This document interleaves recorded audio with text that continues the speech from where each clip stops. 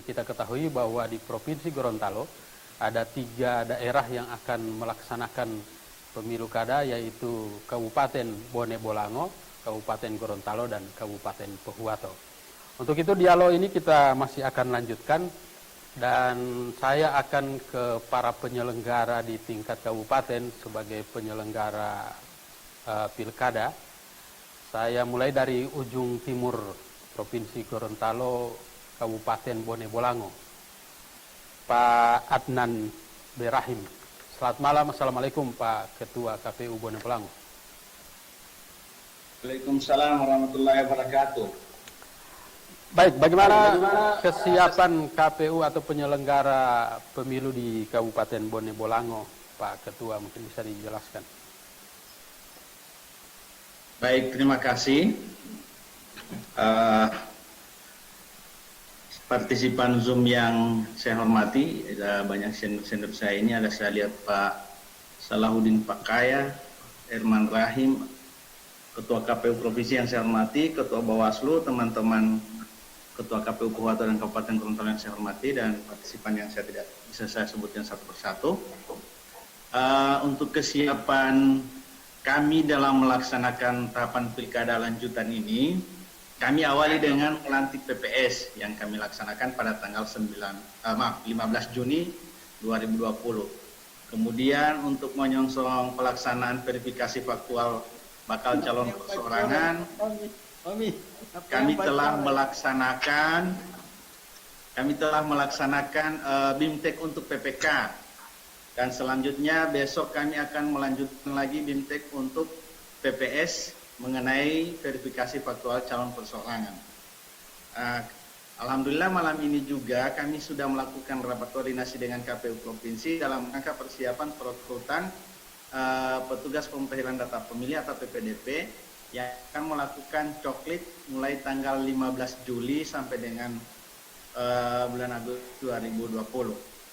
Jadi secara teknis untuk pelaksanaan Pilkada 2020 ini, KPU Bone Bolango sudah mulai running, sudah melaksanakan tahapan, dan memang semua tahapan ini dilaksanakan dengan menerapkan protokol kesehatan dengan disiplin.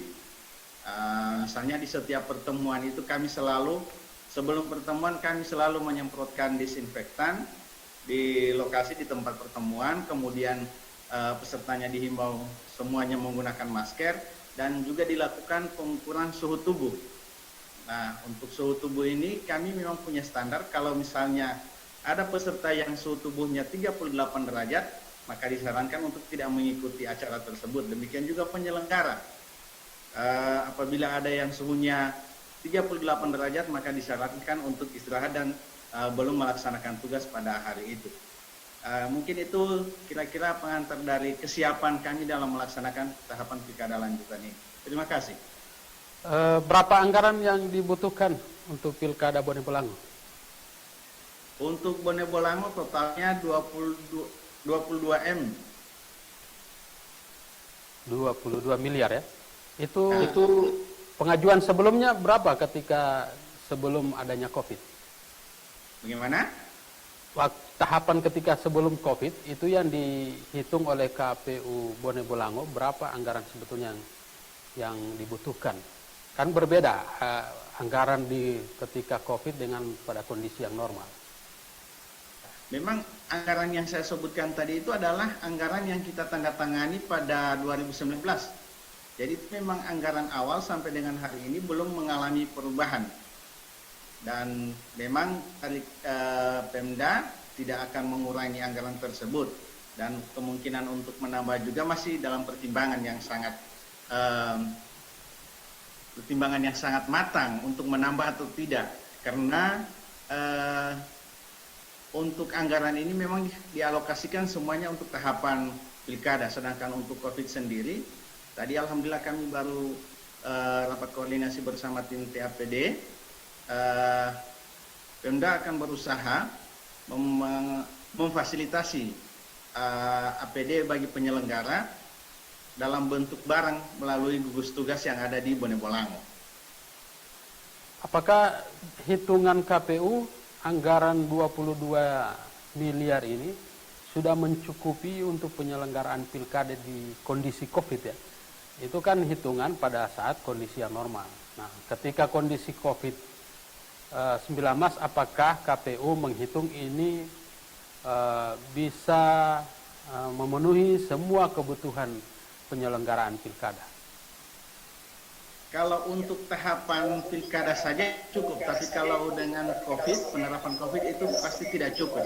Makanya untuk penerapan COVID, penerapan protokol kesehatan ini, kami juga terus berkoordinasi dengan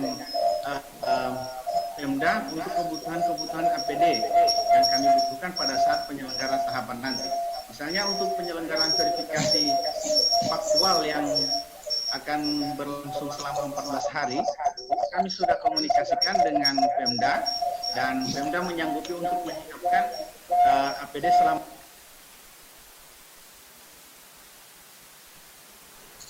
Baik, pertanyaan saya berikut Pak Ketua, bagaimana KPU bisa memastikan atau menjamin bahwa penyelenggaraan pilkada di Kabupaten Bone Bolango itu dijalankan berdasarkan dengan protokol kesehatan, atau pilkada Bone Bolango ini tidak menjadi klaster penyebaran. Ini kan kita butuh jaminan dari para penyelenggara bahwa ini dilaksanakan berdasarkan memang standar.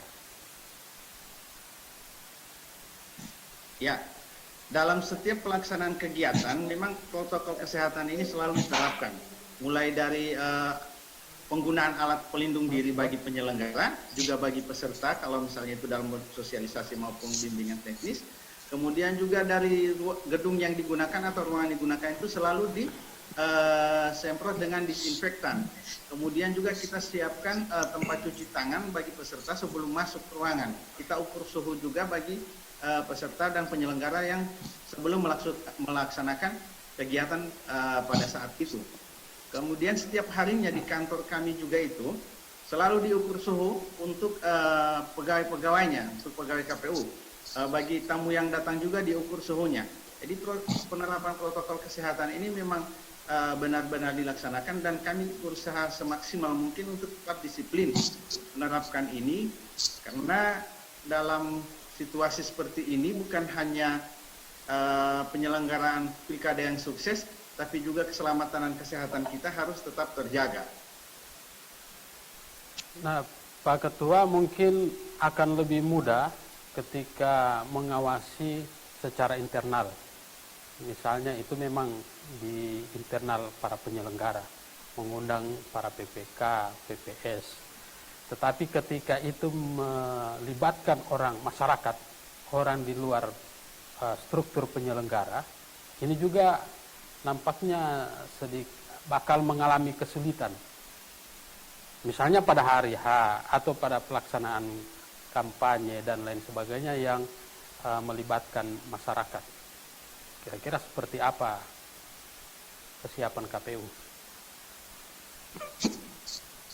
Persiapan awal kami yang paling awal ini adalah pada pelaksanaan verifikasi faktual ini. Kami sudah mengumpulkan tadi, sudah melakukan rapat koordinasi bersama LO pasangan calon perseorangan dan sudah menyampaikan bahwa ketika PPS datang mengunjungi pendukung melakukan verifikasi faktual, maka kita menghimbau juga pendukung yang didatangi ini menggunakan masker, kemudian juga diupayakan menggunakan pulpen sendiri. Jangan sampai pulpen juga jadi perantara penularan COVID. Makanya disarankan, dihimbau kepada LO perseorangan tadi untuk memberitahukan atau menghimbau para pendukungnya yang nanti didatangi oleh PPS supaya juga menerapkan protokol kesehatan, paling minimal menggunakan masker. Itu salah satu upaya kami dalam melaksanakan verifikasi faktual dengan menerapkan protokol kesehatan. Nah, untuk hal-hal lainnya misalnya pada saat pemungutan suara, saya pikir juga tetap akan diusahakan, diupayakan semaksimal mungkin untuk menerapkan protokol kesehatan dengan terus menghimbau masyarakat menggunakan masker. Kami telah melaksanakan sosialisasi di 17 kecamatan dan alhamdulillah peserta yang kami undang itu menggunakan masker. Memang di undangan kami sudah tuliskan bahwa undangan dihimbau mengutamakan protokol kesehatan pencegahan COVID dengan menggunakan paling minimal masker. Dan alhamdulillah itu mendapat respon positif dari peserta masyarakat pada saat sosialisasi mereka menggunakan masker.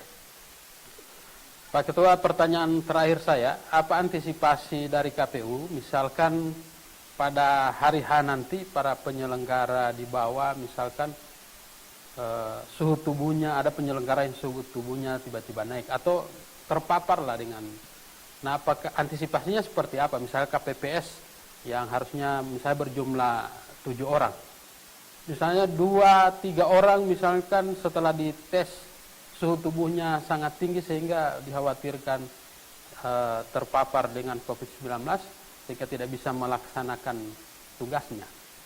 Antisipasi nanti seperti apa itu?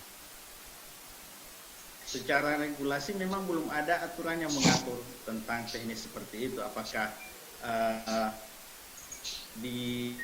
yang kena atau misalnya yang suhunya naik ini diperlakukan seperti apa? Tapi memang dalam hal setiap pelaksanaan kegiatan kegiatan tahapan, apabila ditemukan ada yang suhunya 38 derajat, maka dia tidak bisa melaksanakan tugas. Misalnya juga untuk yang paling dekat verifikasi faktual ini juga akan diterapkan seperti itu. Jadi saya pikir kita akan konsisten bahwa meskipun di TPS nanti kita akan mengistirahatkan KPPS yang suhunya berada di 38 derajat maupun sampai 38 derajat lebih. Karena juga menjaga jangan sampai yang bersangkutan daya tahan tubuhnya lemah, kemudian menjadi terpapar oleh COVID-19. Jadi seperti itu.